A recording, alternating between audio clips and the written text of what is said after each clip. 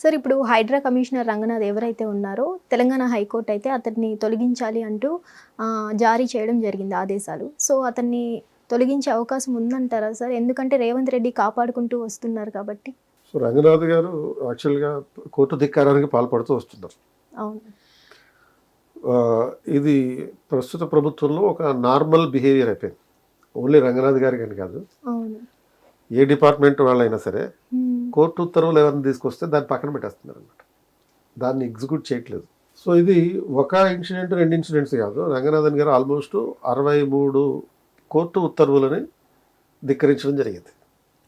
అంటే 63 కేసుల్లో contempt of కోర్టుకి పాల్పడడం జరిగింది. సో ఈ నేపథ్యంలో మరి కంటెంప్ట్ ఆఫ్ కోర్టుకి పాల్పడినప్పుడు ఎవరైనా సరే, ఏ అధికారి అయినా సరే కోర్టుకి రెస్పాన్సిబుల్ ఉంటాడు. ఎందుకని ఒక డెమోక్రసీలో సెపరేషన్ ఆఫ్ పవర్స్ అనేటటువంటి వ్యవస్థ ఉన్నప్పుడు, ఒక లెజిస్లేచర్, ఎగ్జిక్యూటివ్, జ్యుడిషియరీ ఉన్నప్పుడు, పార్లమెంటు, అసెంబ్లీలేమో చట్టాలు చేస్తున్నాయి, ప్రధానమంత్రి, ముఖ్యమంత్రులేమో వాటిని అమలు చేస్తున్నారు. దానికి వాళ్ళకి సపోర్ట్గా ఉండడం కోసం బ్యూరోక్రసీ ఉంటుంది. జ్యుడిషియరీ అంటే కోర్టులు, సుప్రీంకోర్టు, హైకోర్టులేమో ఆ చట్టాలు సక్రమంగా రాజ్యాంగం ప్రకారం ఉంటూ అమలు అయ్యేటట్టు చూస్తారు. సో ఎవరైనా సరే రాజ్యాంగానికి లోబడి ఉండాలి, ఆ రాజ్యాంగాన్ని కాపాడే కోర్టుకి లోబడి ఉండాలి. సో ఇక్కడ మనం ఏం చేస్తున్నాం అంటే మీడియాలో కానీ, మెయిన్ స్ట్రీమ్ మీడియాలో ఈ విషయాన్ని 2 రకాలుగా చూస్తున్నారు. ఒకవైపు ఏమో రంగనాథ్ని సపోర్ట్ చేసేవాళ్ళు, ఇంకో మీడియానేమో రంగనాథ్ని వ్యతిరేకించేవాళ్ళు. ఇప్పుడు మన తెలుగుదేశం, జనసేన వీళ్ళేమో సపోర్టింగ్గా మాట్లాడుతున్నారు, అండ్ మిగతా మీడియానేమో వ్యతిరేకిస్తూ మాట్లాడుతున్నారు వీళ్ళకి. సో రీజన్ ఏంటి అంటే దేర్ ఇస్ ఎ ప్రపోజల్. అంటే రంగనాథ్ గారు యాక్చువల్గా నల్గొండ జిల్లాకి చెందిన వ్యక్తి, అంటే తెలంగాణ నేపథ్యం ఉన్నటువంటి వ్యక్తి. ఆయన గ్రూప్ 1లో 1984లోనే ఎప్పుడు గ్రూప్ 1 పాస్ అయ్యారు.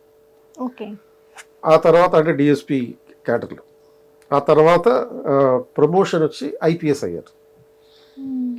సో ఐపీఎస్ అయిన తర్వాత ఉమ్మడి ఆంధ్రప్రదేశ్లో ఆంధ్ర ప్రాంతంలో పనిచేశారు, ఇక్కడ పనిచేశారు.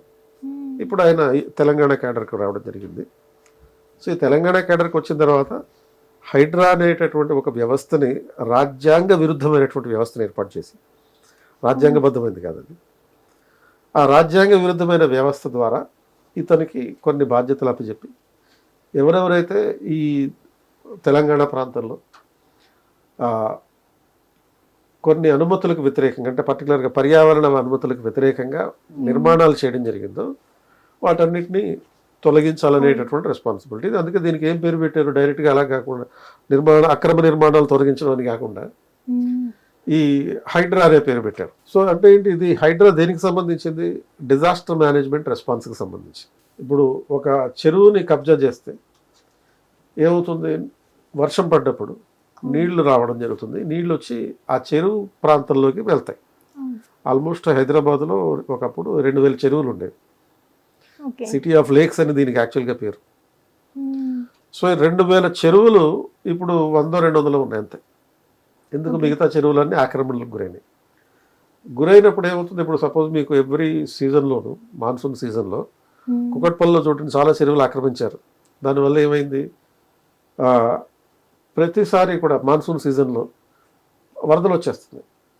ఎందుకని, ఈ వర్షపు నీళ్లు వెళ్ళి నిల్వ ఉండాల్సినటువంటి చెరువులో అపార్ట్మెంట్ ఉంది. చెరువు నీళ్లు నీ ఇంట్లోకి రావట్లా, నీళ్లున్న చోట నువ్వు ఇల్లుగట్టావు. అదేమవుతుంది, అది ఒక డిజాస్టర్ అవుతుంది. సో ఆ డిజాస్టర్ రెస్పాన్స్ ఏం చేయాలి, ఇప్పుడు కొన్ని ప్రివెంటివ్ మెజర్స్ తీసుకోవాలి.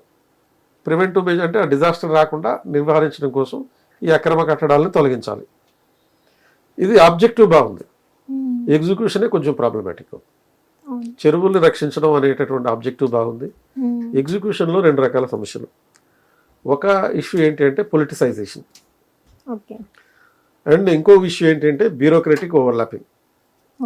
సో పొలిటిసైజేషన్ అంటే ఏంటి, ప్రభుత్వానికి వ్యతిరేకంగా ఎవరైతే ఉంటారో వాళ్ళ నిర్మాణాలని కూల్చేయాలి ఫస్ట్.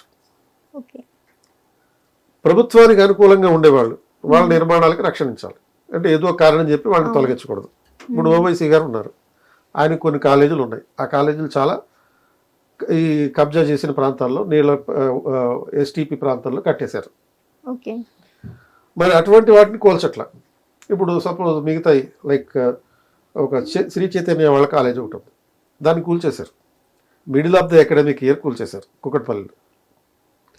మరి అదే ఇది middle of the academic year, చాలామంది చదువుకునే పిల్లలు ఉన్నారు అని చెప్పి ఓవైసీ గారి భవనాలు కూల్చట్లేదు. సో ఈ పొలిటికల్ డిస్క్రిమినేషన్ చూపించడం ఒక ప్రాబ్లం అయితే, రెండో ప్రాబ్లం ఏంటి, ఓవర్ బ్యూరోక్రటైజేషన్. ఈ బ్యూరోక్రటైజేషన్ అంటే ఏంటి, అధికార యంత్రాంగం. అంటే అధికార యంత్రాంగం ఇల్లు కట్టుకోవడానికి పర్మిషన్ ఇచ్చారు. ఓకే. పర్మిషన్ ఇచ్చినప్పుడు మరి వాళ్ళు ఏం చూడలేదా, వెరిఫై చేసుకోలేదా? అది ఈ ఫుల్ ట్యాంక్ లెవెల్ FTLకి పరిధిలోకి బిల్డింగ్ వస్తుంది కాబట్టి మీరు ఇల్లు కట్టకూడదని చెప్పి పర్మిషన్ రిజెక్ట్ చేయాలి కదా. రిజెక్ట్ చేయకుండా పర్మిషన్ ఇచ్చారంటే ఏంటి, ఆ అధికార యంత్రాంగం లంచాలు తీసుకుందని అర్థం. ఇప్పుడు మళ్ళీ అదే గవర్నమెంట్ ఏర్పాటు చేసిన మరో బ్యూరోక్రటిక్ సిస్టమ్ హైడ్రా, వీళ్ళు వచ్చి పడగొట్టేస్తున్నారు.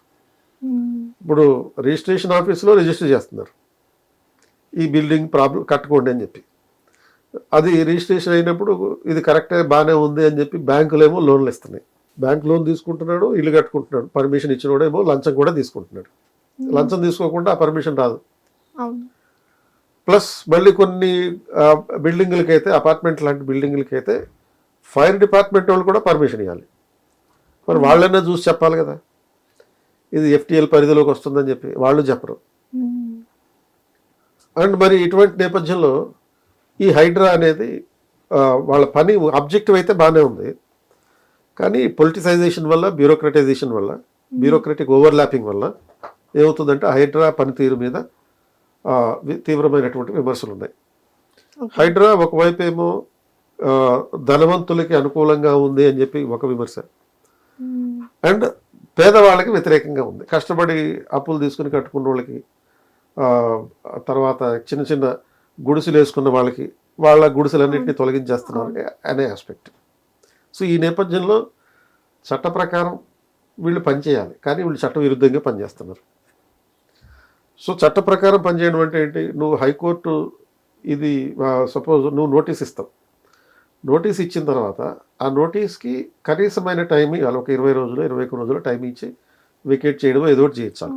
వెకేట్ చేసే అవకాశం ఇవ్వకుండా, ఇది ప్రొసీజర్, మామూలుగా జనరల్గా ఉండే ప్రొసీజర్.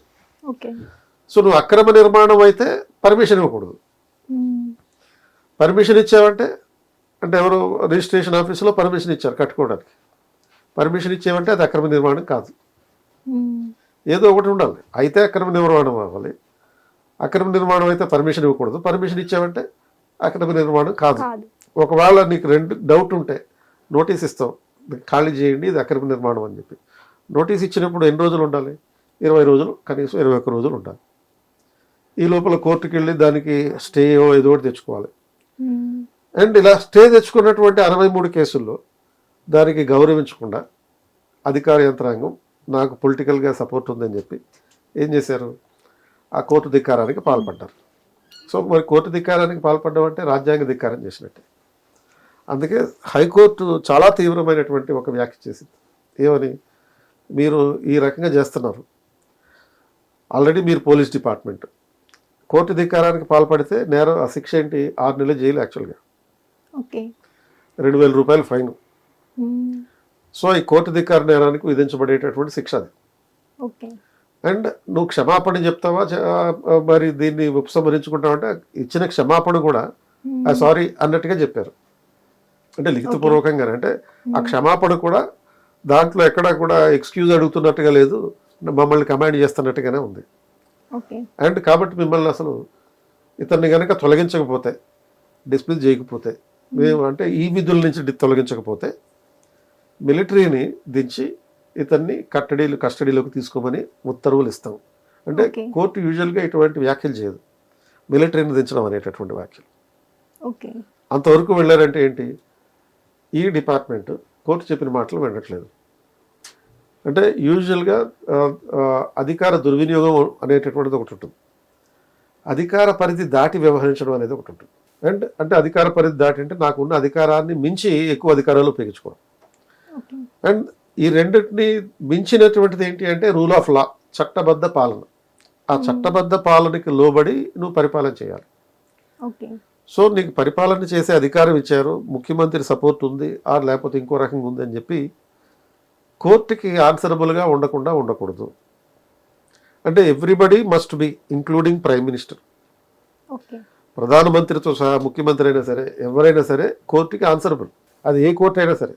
ఓకే. ఈ దేశంలో మినహాయింపు ఎవరికైనా ఉందంటే ఓన్లీ ఎవరికి, రాష్ట్రపతికి, ఉపరాష్ట్రపతికి, గవర్నర్లకి మాత్రమే కోర్టు ముందు మినహాయింపు ఉంది. మిగతా దేశంలో ఏ ఎగ్జిక్యూటివ్ అయినా సరే కోర్టుకి ఆన్సరబుల్గానే ఉండాలి.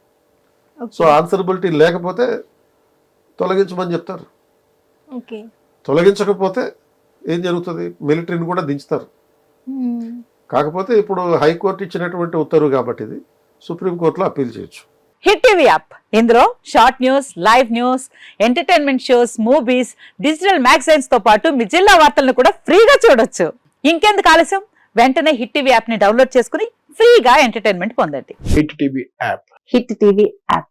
Please download hit TV app. Hit TV యాప్ని ఫ్రీగా డౌన్లోడ్ చేసుకొని ఎంజాయ్ చేయండి. మీకు నచ్చిన ఎంటర్టైన్మెంట్ కోసం హిట్ టీవీ యాప్ ని ఫ్రీగా డౌన్లోడ్ చేసుకుని ఎంజాయ్ చేయండి. హిట్ టీవీ యాప్ని డౌన్లోడ్ చేసుకుని ఆస్వాదించండి, ఆశీర్వదించండి. ఇంతమంది సెలబ్రిటీలు హిట్ టీవీ యాప్ ని డౌన్లోడ్ చేసుకోండి అని చెప్తున్నారంటే ఎంత మంచి యాప్ ఆలోచించండి.